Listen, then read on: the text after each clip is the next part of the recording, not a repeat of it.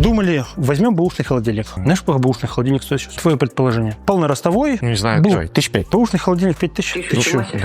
Ты знаешь, как-то не доводилось покупать. 25 тысяч стоит бэушный Чё? холодильник. Не, я думаю, что на Авито можно найти какой-нибудь холодильник от бабушки где-нибудь. Знаешь, вот эти есть всякие сервисы, которые покупают, восстанавливают холодильники, потом бэушными продают. 22 самый низ прайса. Я подумал, да нафига мне этот бэушный холодильник, чтобы я на него смотрел и еще думал, господи, за 25 косарей еще и корябанный. Я подумал, купим нормальный холодос, и будет нам хорошо.